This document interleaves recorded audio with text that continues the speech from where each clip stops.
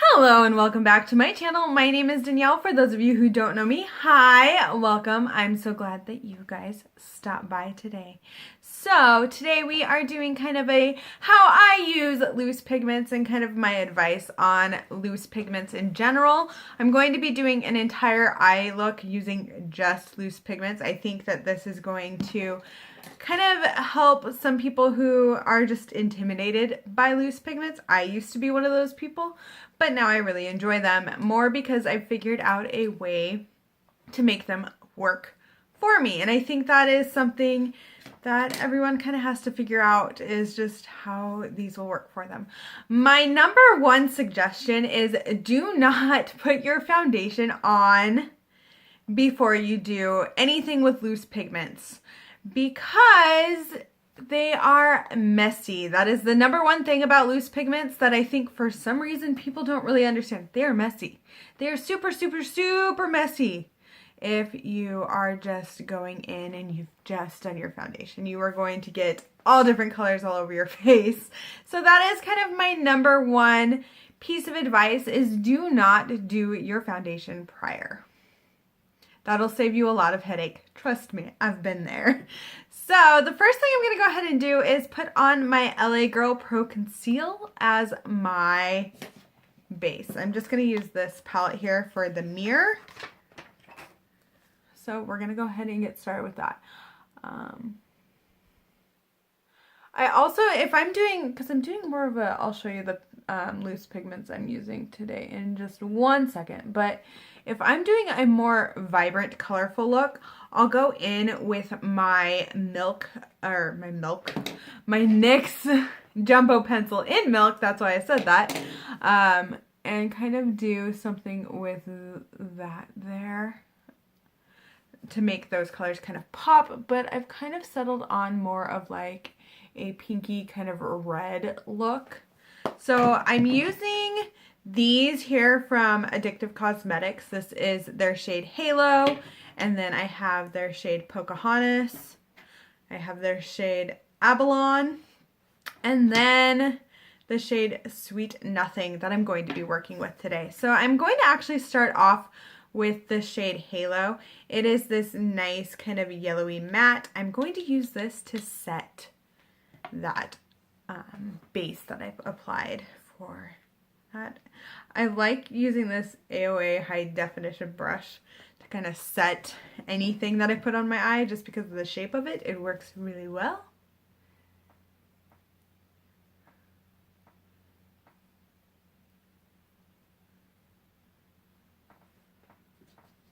But one thing I will kind of suggest is using small amounts. Work in small kind of amounts of the actual loose pigment.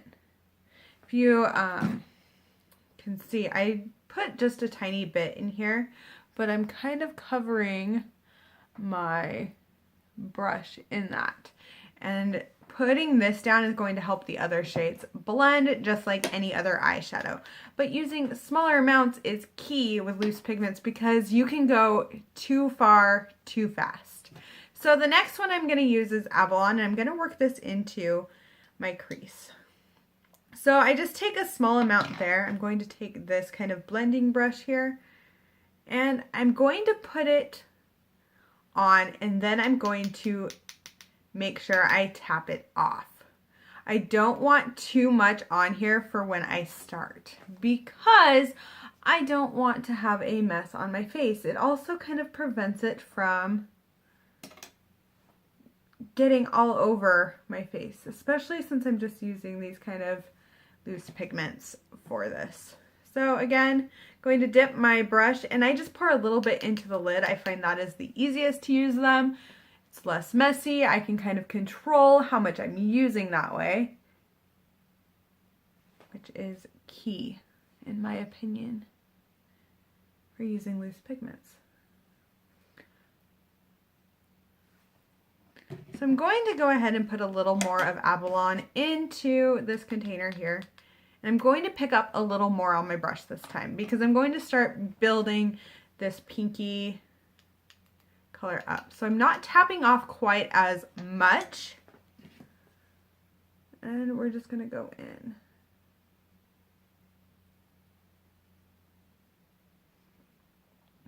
And now it's kind of creating a more pinky kind of undertone.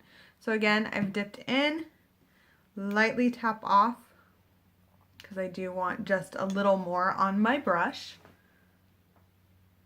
And we're going back in.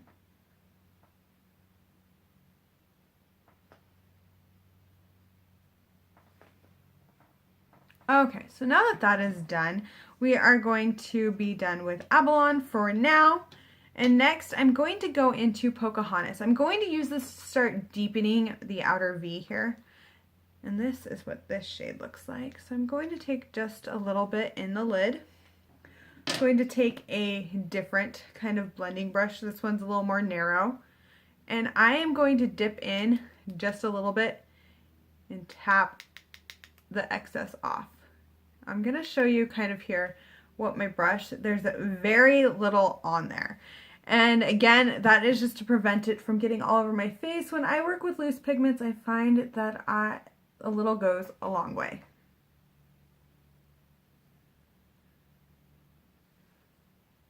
So what I'm going to use this one for is just kind of to help build the Sweet Nothing color. I put a little too much on my brush to tap off quite a bit here. But again, there's not a ton in that brush because I don't want it all over my face. And by doing this and just taking little amounts, yes, it does take some time, but it helps you to control any fallout or any type of mess you are going to create. So now that I have that color down, I'm going to go in with, again, a different blending brush. And I'm going to take the shade here, Sweet Nothing. And this is a very pretty matte, kind of pinky burgundy shade, I want to call it. Pinky burgundy. It's more burgundy than pink. But again, taking it, tapping off as much of the excess as I can. Because again, I don't want it all over my face. Even without foundation on, I don't want it all over my face. I don't like a lot of fallout on my face. I mean, it is pretty easy to clean up. But now I'm just going to blend that in to the outer corner. Okay, so again, put it on my brush, tapping off the excess. I know I keep repeating that, but this is literally what I do with loose pigments and how I get them to work for me. I know some other people have some other tricks and things, but this is how they work for me. And I think that's the important thing, is finding out what works for you and how you can kind of get that desired look from loose pigments. Because they are tricky to work with. I mean, when I first started doing them, first started using loose pigments, I had mess all over my face every single time I used them. Until I started watching, you know, other people use them and kind of taking their advice to heart and really not wearing foundation prior. Because that was such a headache in the beginning because I was like, oh, why? Okay, so we're going to go back in with Abalone here because I'm going to use that as my all over lid color, but I'm going to do something a little different. One thing I love about loose pigments is if you load your brush up, the flat kind of shader brush, and you take a setting spray, you can really make these pigments intense, and I really enjoy that about loose pigments.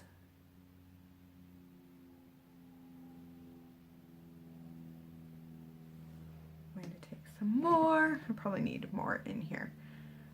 This is a very pale pink. But I like the effect that it gives when you wet these and the intensity that it brings.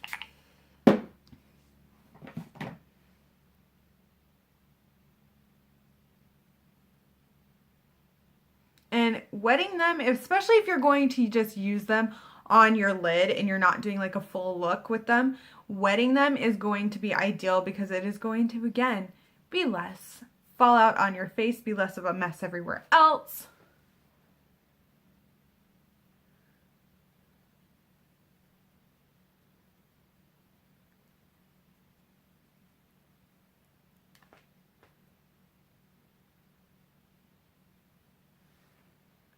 So I'm going to go in with that original kind of brush here. I'm just going to blend everything in. I also like loose pigments because for me, I find that they are easier to blend and kind of work with. They also create a very intense eye look, as I've said.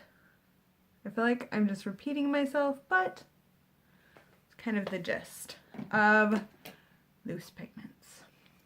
So here's kind of it's a very simple eye look. It's nothing like insane, but this is kind of what I chose to do today, just to kind of give you guys some pointers and tips on how I use loose pigments and what I do. I'll have Addictive Cosmetics shop linked down below, as well as the shades I use to kind of do this tutorial, if you will.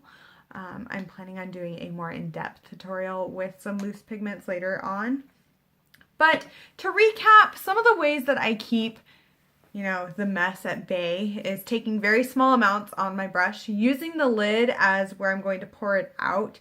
And I try to only put a tiny amount in the lid. That way I'm not wasting product. And when I go to close the lid, I'm not getting everything everywhere. That's kind of what I do as far as loose pigments go. Well, if you have any questions, leave them down below. If I didn't answer something that you were wondering about, leave it down below, because maybe I can answer it, or maybe one of the other generous, awesome people who watches this video can answer that question for you.